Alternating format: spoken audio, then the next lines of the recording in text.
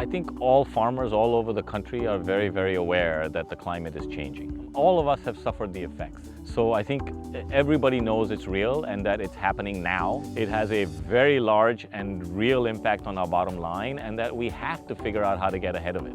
And solar power has an obvious part to play in that, in shifting us from fossil fuels to clean renewable energy.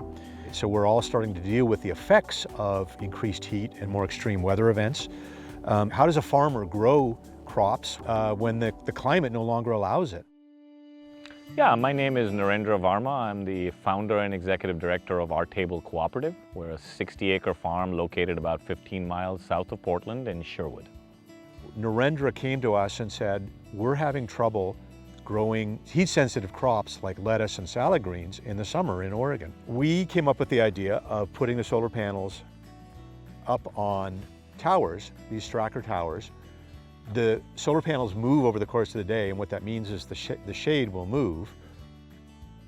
Our research partner, Professor Chad Higgins from OSU's College of Agricultural Sciences, has done some really interesting pioneering research. And so we're creating this solar project here to extend that research opportunity to other crops, specifically lettuce, salad greens. We're looking at how we can make farming systems work with solar so we can continue farming and make sure that the solar remains profitable and the farming remains profitable. Plants can't actually physically use all the sun that they get. Most plants can only use 30 to 50% of the light that arrives on them, and the rest just goes to warming them up.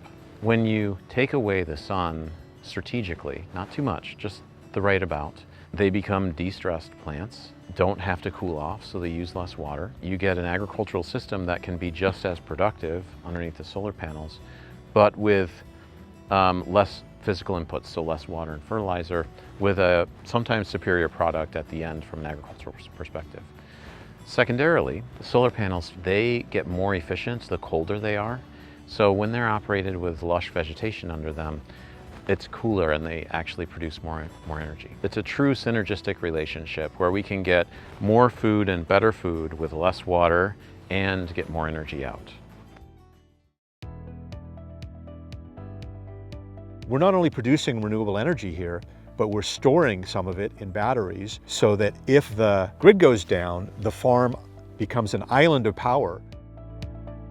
It's always very, very stressful in the winter when we have storms and things. Every year we lose power, and because we, like most farms, have cold storage on the farm, there's food that starts to kind of go bad as soon as the power fails. And in addition, because we have a retail grocery store on the farm, we have even more needs for refrigeration and things like that. Although the energy generation is an immediate benefit and has a really positive impact on our bottom line as a business, it's almost more important for us to have the crop part of it work out, because the payoff there is much, much larger, potentially.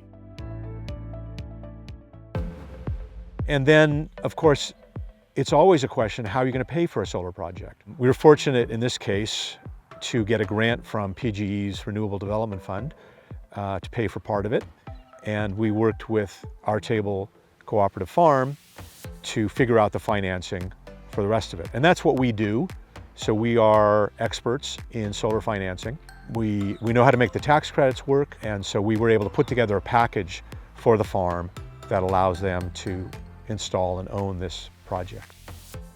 It's obvious to me, having done all this work and having done the engineering calculations, that not only is it solar and ag can work together, but together they're greater than the sum of the parts, where we get more out of it. I feel like farmers have always been solar harvesters, and I think farms have been, on the cutting edge for a lot of technology. Farmers are perfectly positioned to lead the charge here.